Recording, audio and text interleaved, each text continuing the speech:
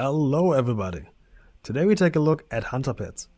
As we all know, the most unique and cool looking hunter pets are the exotic ones that only beastmasters can tame. Therefore Marksman and Survivalhunters have more basic pets most of the time.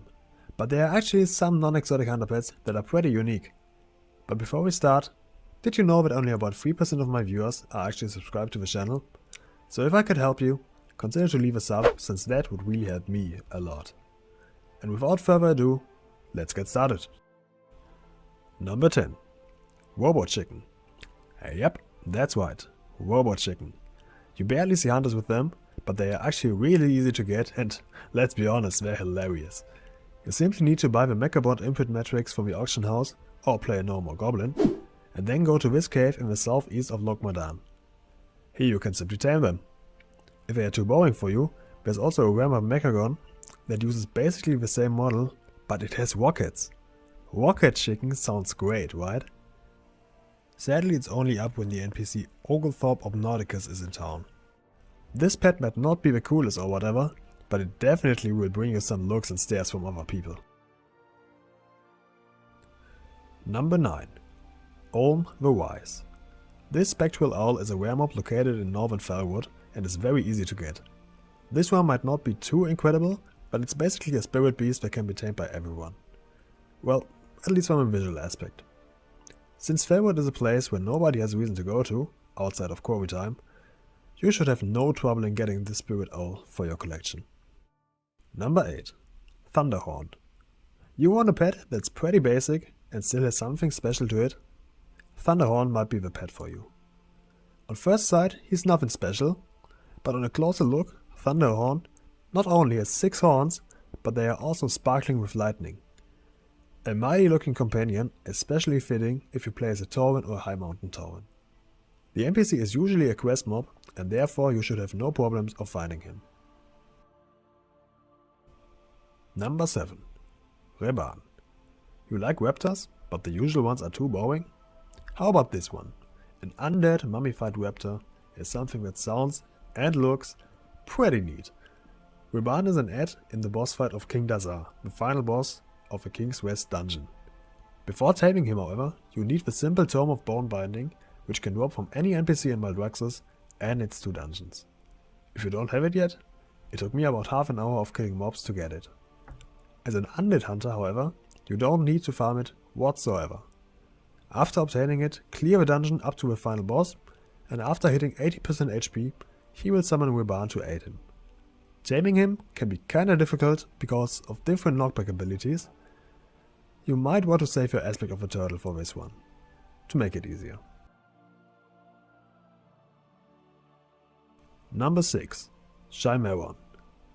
You want a complete ugly crossover of a hydra, a dragon and a total abomination? No? Then you should skip, because Shymeron is exactly that.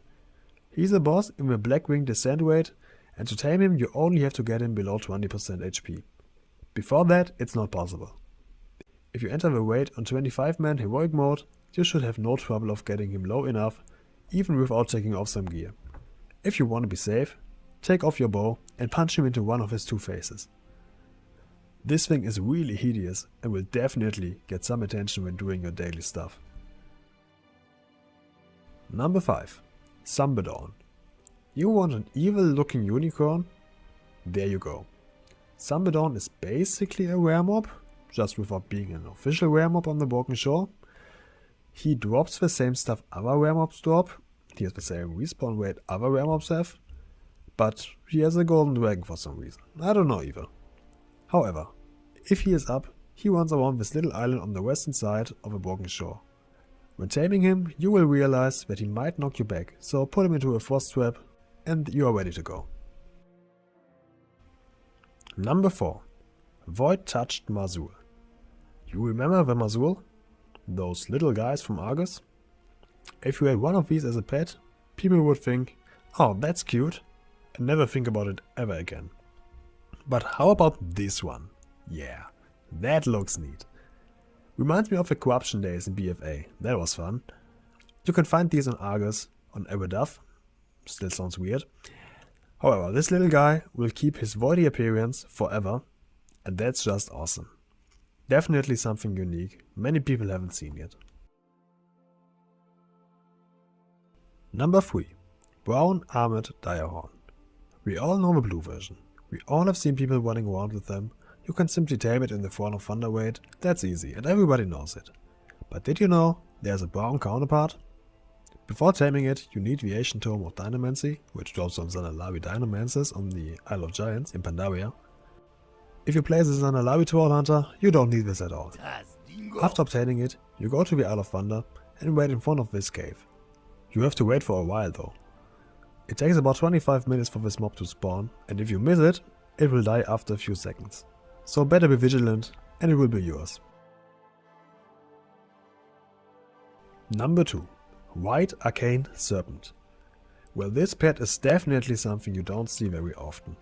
Those things are flying around in Koldawa in the Borean Tundra in Northwind. The problem is, they fly very high, so high in fact that you can't reach them. Not even from these flying platforms here.